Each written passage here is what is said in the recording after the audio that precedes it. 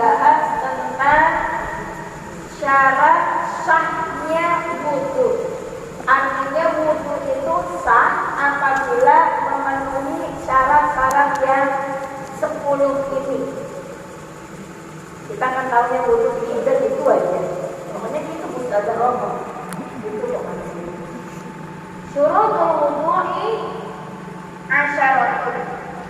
Syarat sahnya wudu. Syarat sahnya wudu asyaratun itu ada 10. Yang pertama al-Islam. Orang berarti namanya wong non muslim wudu sah gak wudunya? Gak sah. Karena syaratnya harus beragama Islam. Wal mumayyiz atau wat tamyiz.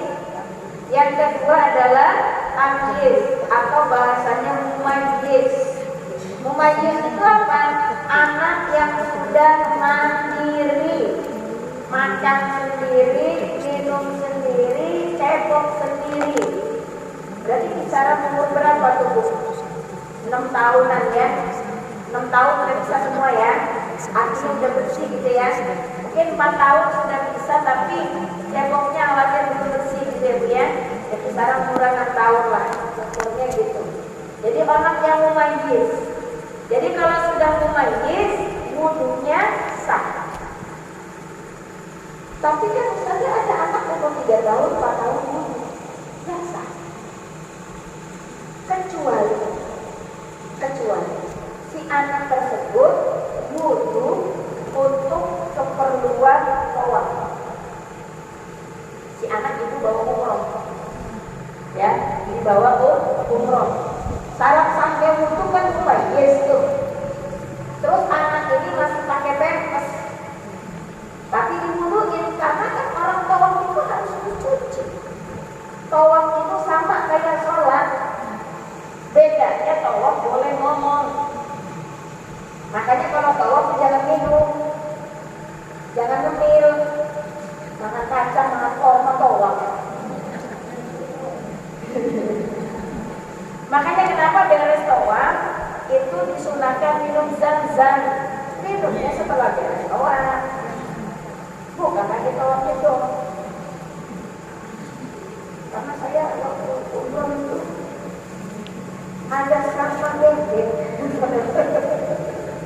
ada sampah makanan di tempat tawaf agak terpisah. Jadi tawaf beda dengan sakit. Kalau sakit itu boleh, ya, artinya tidak suci boleh, kentut terus dilanjutin gitu, tidak masalah. Bagusnya suci. Tapi kalau tawaf harus suci. Nah anak kecil pakai pampers wudu. Dalam merujuk kepada kitab ini wudunya belum sah, kan gitu. Tapi anak ini karena mau tawaf diwudukan, ya kan? Diwuduin, udah belajar wudu, nah wudu tuh. Terus dia tawaf, digendong sama bapaknya, maka itu pengecualian, ya. Jadi makanya ibu kita ajarkan anak-anak itu memang sejak dini. Anak-anak kita itu kan belajar tekuk wudu. Apa itu gimana? Baca bismillah sampai cuci tangan, gitu kan? Umur basuh hidung, basuh muka. Apa lagi itu? Tekuk wudu. Maklum, saya bukan TK, anak TK-nya sudah lulus. Ya gitu. Jadi tetap harus diajarkan dengan sempurna ketika TK, sehingga pas mumayyiz wudunya benar. Syaratnya wudu sudah mumayyiz, syarat sahnya. Tetapi anak yang masih kecil harus diajarkan wudunya dengan sempurna. Jadi anak saya kalau wudu sambil nyanyi juga sih. Dulu sambil nyanyi ya. Masya Allah. Lanjut. Jadi yang kedua adalah mumayyiz atau tamyiz yang sudah bisa membedakan benar, salah, gitu kan, tahu konsekuensi, bisa makan, bisa minum, bisa cebok sendiri. Itu yang dimaksud dengan mumayyiz atau tamyiz. Yang ketiga, wa taqamu 'anil haidi wan nifasi, suci dari haid dan nifas. Dia sudah bersih. Jadi kalau orang haid enggak sah wudunya. Kalau orang nifas enggak sah wudunya. Tapi bukan berarti dilarang wudu. Boleh wudu.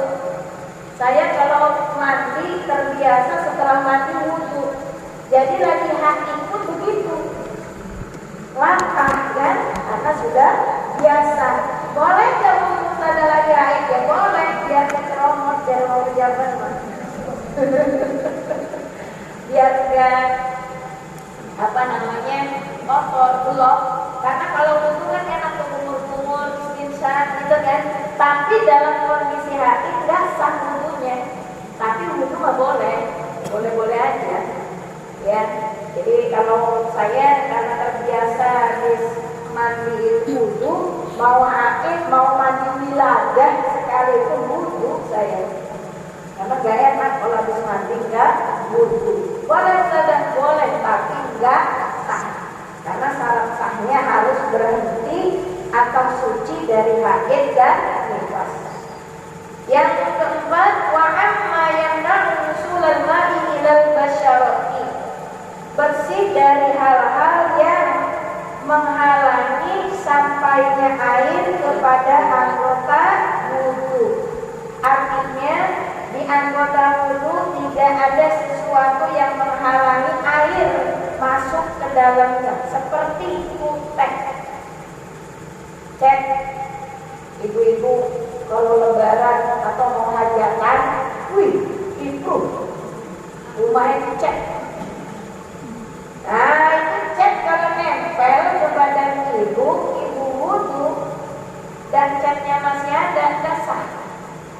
Kenapa? Karena nggak nyerap. Komo, cek apa itu komo? Apalagi? Apalagi cat kayu, cat besi. Kok terus ada tahu? Karena saya sama kali ini yang suka hisap ikut-ikutan cat. Ya kan perempuan suka laka aja kan, ikut-ikut gitu kan, bantuin jawabannya rucak, kata suami rucak. Atau maaf, tato. Ustazah, suami saya dulunya nakal, terus dia insaf ustazah, tapi di badannya ada tatonya, contohnya. Untungnya tatonya itu misal gitu ya, di punggung. Dan kalau di punggung kan bagian yang wajib dibasuh ketika mandi, kan gitu ya. Kalau di tangan, kalau sebelah sini intinya ada tatonya lah. Tapi tatonya permanen saja. Kan ada tato yang permanen, ada tato yang bulat, ya bulat. Jika memang sudah diusahakan semaksimal mungkin tapi tidak bisa lepas sama sekali dan dia sudah taubatan nasuha, mudah-mudahan Allah mengampuni dosa tetap, karena itu di luar kuasa kita ya. Mungkin khawatir ada faktor-faktor seperti ini kemudian, karena saya lihat laki-laki itu banyak bertato atau bisa jadi yang tadinya dia non muslim dia masuk ke dalam agama Islam. Dan jangan juga kita kasar ngomong kepada dosamu. Nanti dia balik lagi agamanya. Ya kan? Islam itu fiqh soal yang berliku-liku halim al-zamanin. Fleksibel. Dan jika memang sudah nggak bisa dicopot, dia sudah mau ngomong apa lagi? Ya sudah, kita niatkan mudah-mudahan Allah mengampuni, Allah memaafkan. Nah ini untuk ibu-ibu, kalau ibu sudah beruban, ada di sini yang udah banyak ubannya. Saya perlu bahas karena ibu-ibu di kompleks biasanya bergaya. Malu atau uban, dicek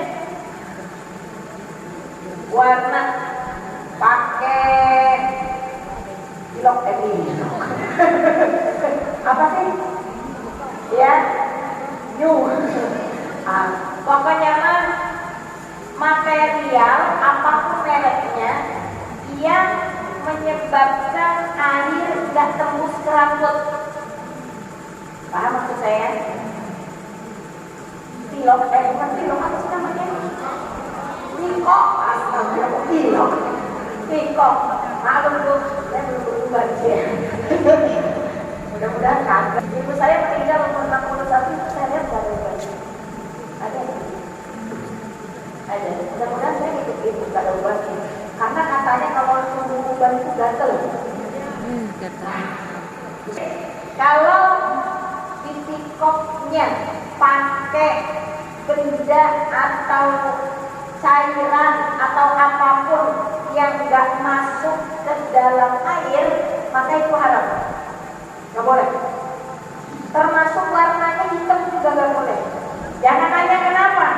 Larangan. Maka itu kumaan bukan tahu apa yang dilarang olehku, kata Nabi, hindari.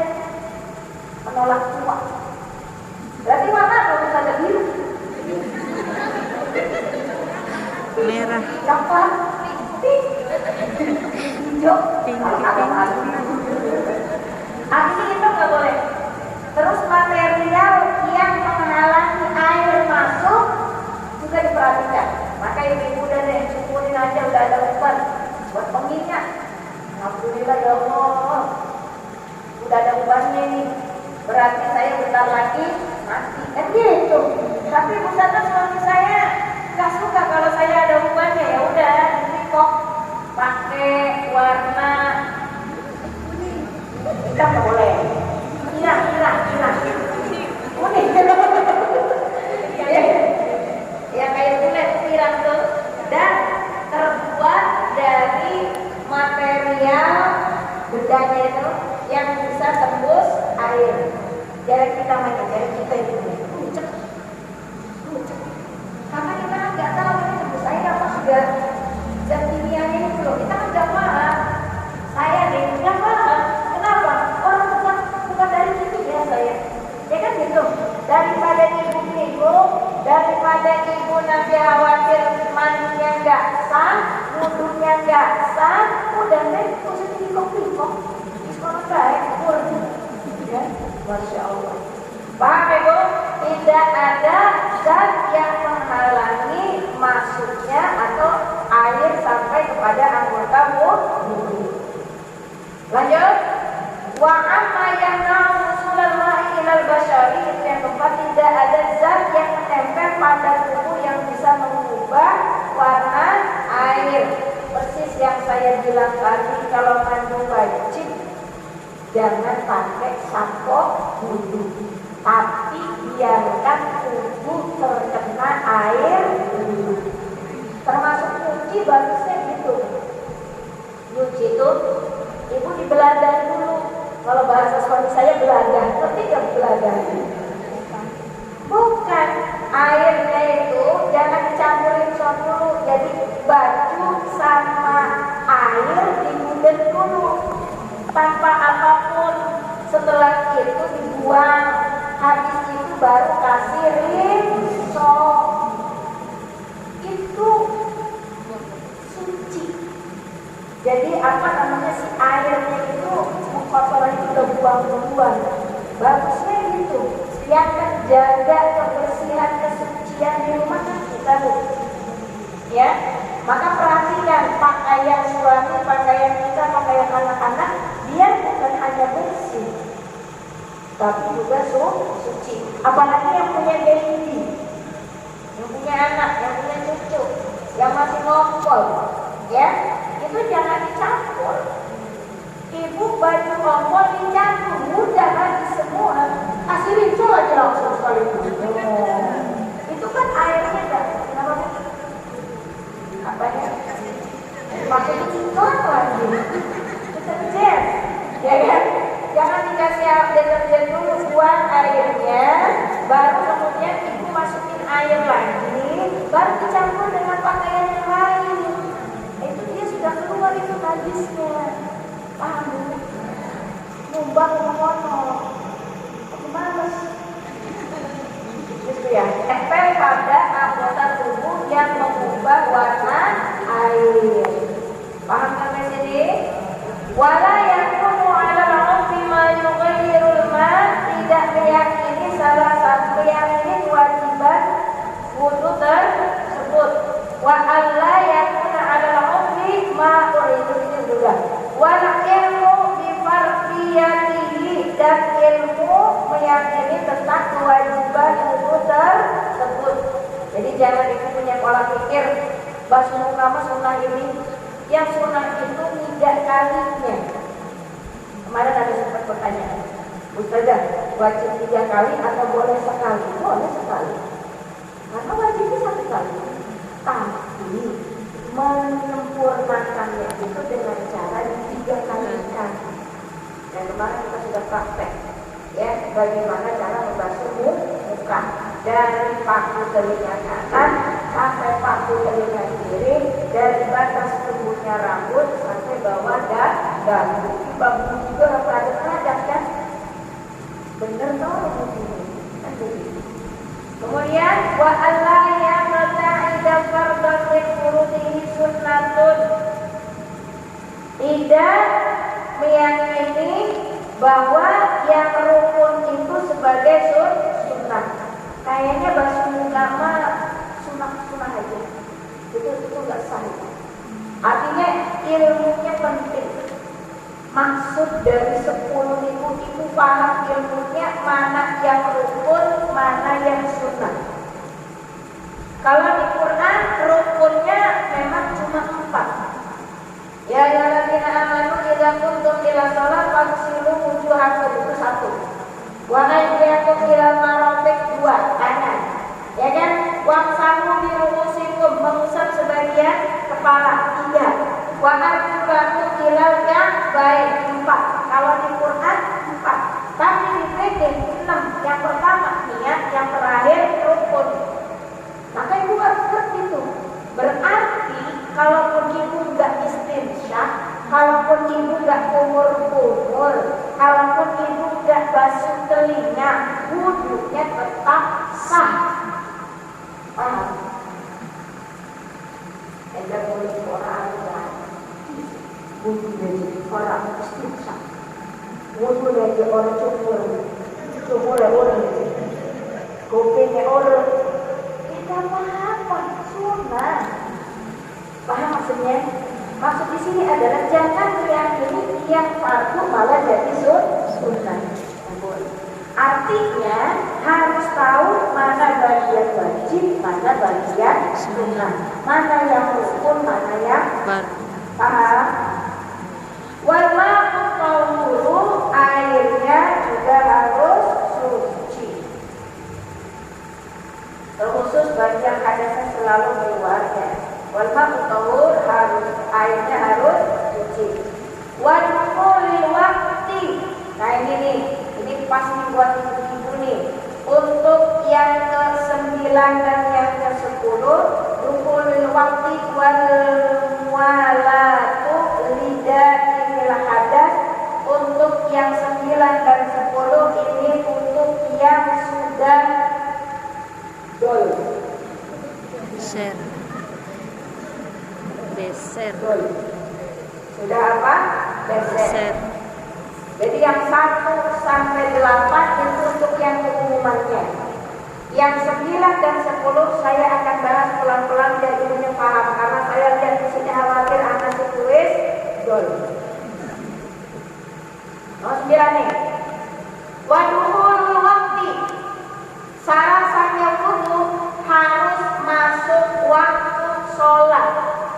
Kalau sudah ada baru dia wudu. Buat siapakah itu?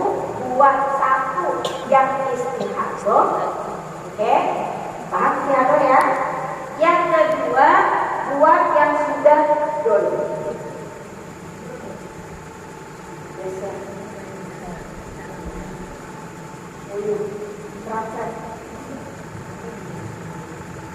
Ya, yang sudah dol. Jadi apa namanya ya? Wudunya harus sudah masuk waktu sholat. Pas Alhamdulillah, Masjid Ashabul Yamin menunjukkan jam 12:05. Sedangkan waktu sholat zuhur jam 12:02 misal. Maka waktu zuhur 7 menit lagi. Ibu wudhu waktu itu nggak sah. Nggak sah kalau ibunya istihadah atau kalau ibunya dol. Paham? Paham? Paham? Terus bukunya kapan Ustazah? Lama wes Allahu Akbar, Allahu Akbar,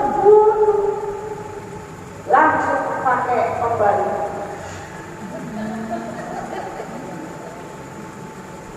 Sholat. Atau dibalik, cebok, pakai pembalut, wudu, sholat. Paham? Jadi lamun wis wajib waktu sholat,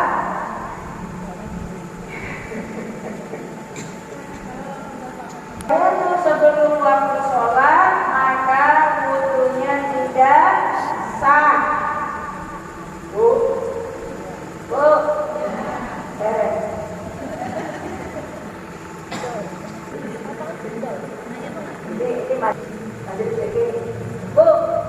kita itu kalau pipis makanya harus yang tuntas. Kalau pipis harus tuntas. Jadi yang keluar tadi sedikit itu angkat dulu. Kalau ibu meyakini itu kecil, tak tahu nanti. Ya, muyung itu anak masalah. Kan tidak setiap anak itu muyung. Bisa jadi bekas cebok yang keluar. Iya emang. Ya. Iya. Makanya kalau cebok itu istifrog dulu. Bahasa kitanya apa ya Bu? Berdaham. Dah. Bong anak pada boleh. Yuk praktek yuk. Praktek yuk. Ada wadahnya dia. Yuk ininya bangun. Jongkok.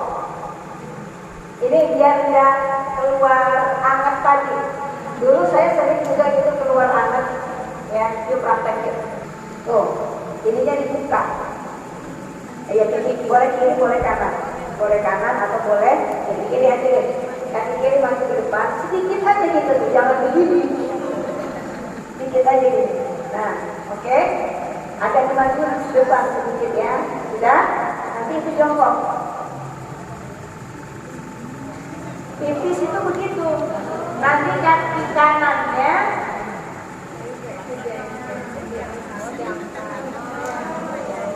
nanti dibuka ininya. Ya, yang kiri tutup, yang kanan naik. Paham? Nah, kalau kayak gini kantung kemih yang sebelah kiri kan perhimpit, yang sebelah kanan kan lebar. Ibu pipis dulu tuh, tuntasin di kantung kemih sebelah kanan. Setelah itu ibu kebalik.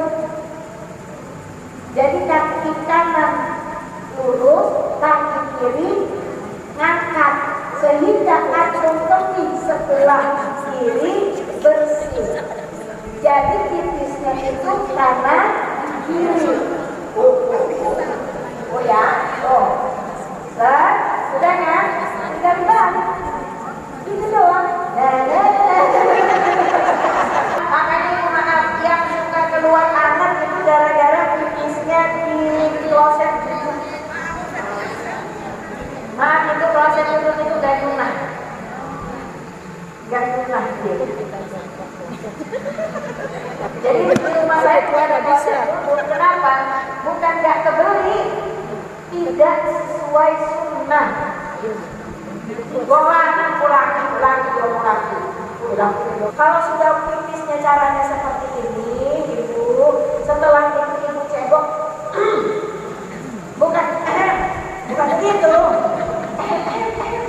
Ibu mah ngedoda itu. Tapi ibu ngedengeng cebok 3 kali. Ya, ditengok biar keluar. Udah bersih. Paham? Kalau yang ada nonton dondok,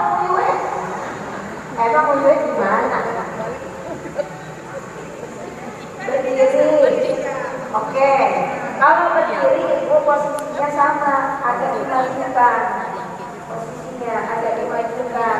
Apalagi ketika salah selesai, ibu angkat satu.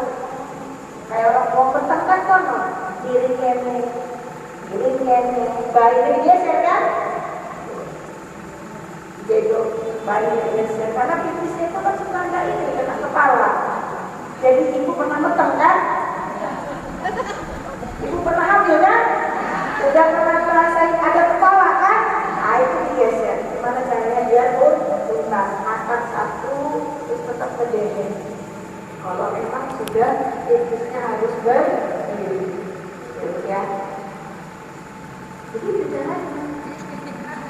Suami juga begitu. Kenapa? Karena kalau kencing berdiri, makanya saya tidak sepakat bahwa ada orinoir. Kalau orinoir, tempatnya bisa bilang berdiri. Oh, tahu lupa nggak tahu nama. Itu orinoir. Jadi karena kalau pipis di situ dia akan berbalik. Cerah apa? Najis dipakai sholatnya agak sah sholatnya. Warna berdua ya bukan kacang-kacangan ini. Ya, jadi kalau kita berdiri angkat baju. Usahakan juga berdiri supaya tidak angkat-angkat saya. Ya, kalau misalkan yakin punya tipis angkat. Tapi kalau misalkan bekas cewek, ragu-ragu itu, ya, kalau ragu-ragu itu tidak mayarikum ala malayu, tidak boleh ragu-ragu. Ibu yakin itu apa? Kalau yakinnya itu adalah air bekas cebok, ya sudah, air bekas cebok. Makanya perempuan itu unik, harus pakai ventilator. Tapi saya tidak. Kenapa? Jadi saya pakai ventilator. Pakai pembalut saya juga. Terus kalau haid gimana misalnya? Haid saja pakai dari kain.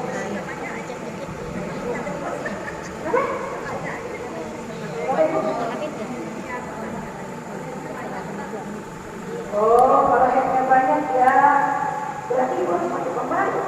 Saya mah nggak bisa. Saya kalau ke kampus pun kalau haid ya saya bawa celananya yang sudah ada lapisan apa yang dicucinya itu juga berlapis, tapi saya punya nggak pernah sampai tembus buat itu. Waktu dari sudah pakai ganda yang lain sebagainya, sepertinya saya nggak cocok, nggak keluar dan persis kayak disedot misfinya itu. Jadi kalau pakai pembalut kayak disedot, sakit. Saya lebih baik tidak. Jadi saya pakai itu sudah masih gadis, jadi nggak pakai pembalut. Saya tadi yang masih muda praktekin, biar bisnisnya benar, biar tidak cek ketika sholat. Tentu di depan. Jadi wudhunya jangan dijeda. Emang ada wudhu dijeda? Contoh, saya lagi wudhu di Masjid Ashabul Yamin. Pas baru sampai telinga, belum kaki kan? Pas baru sampai telinga, airnya mati. Gak ada airnya, habis, mati lampu. Nyari ke tetangga situ juga gak ada. Sampai ke masjid sana tuh, uswatun hasanah. Bisa jatuh, aja contoh. Karena kan ada masjid uswatun hasanah kan, di Jodoh. Nah, apa benar Ustazah? Saya kalau dari pasar laut semakin sono. Aduh, sholat sana. Tadi kan udah wudhu, kakinya kan belum. Gak motor kan? Oh, sholat asana enggak. Lanjut kita. Boleh gak Ustazah? Boleh. Bagi yang tidak kasusnya ini. Ya, tapi orang yang tol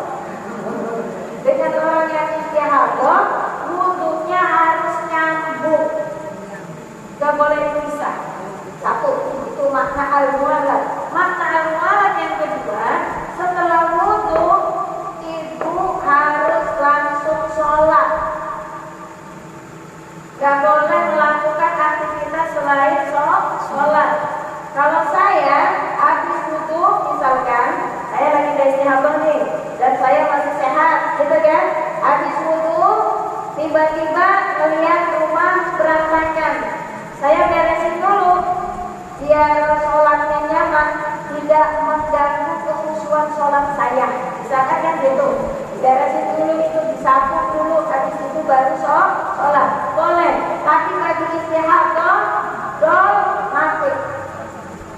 Boten itu. Wudu, gelar sejadah, sholat. Paham ibu? Ada juga kompor dikit. Nyalain kompor cekrek sambil nonton pecah bandeng. Wah, kacau. Tidak boleh. Jadi ibu, syaratnya wudu itu ada 10. Yang pertama Islam, yang kedua mumayyiz atau tamyiz, yang ketiga suci dari haid dan nifas, yang keempat bersih dari hal-hal yang menghalangi air ke anggota tubuh, tidak ada zat yang nempel pada anggota tubuh yang bisa mengubah warna air. Ya tadi zat, maksudnya di sini kayak pewarna rambut, itu zat, ya. Zat itu maksud shampoo, itu zat yang mengubah. Kemudian yang keenam, meyakini kewajiban wudu. Wudu itu hukumnya nawaitul wudu'a li rabbil hadatsil asghari. Berarti hukumnya wajib. Hukumnya wajib. Kemudian selanjutnya apa ibu?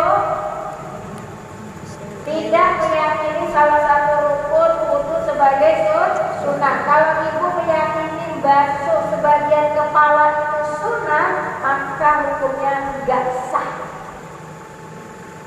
Itu makna zahirnya. Makna lainnya, ibu harus ngerti mana yang fardu, mana yang rukun, mana yang sunnah. Itu makna lainnya. Artinya kita kalau ibadah harus tahu ilmunya. Ngerti? Yang keberapa itu? Yang ke-7. Yang ke-8, akhirnya suci. Khusus bagi yang hadasnya selalu keluar tanpa bisa ditahan, ada 2 syarat tambahan. Yang pertama, sudah masuk waktu sholat, dan yang kedua sudah al-mualan atau bersambung. Mudah-mudahan kita bisa memahami syarat-syarat sahnya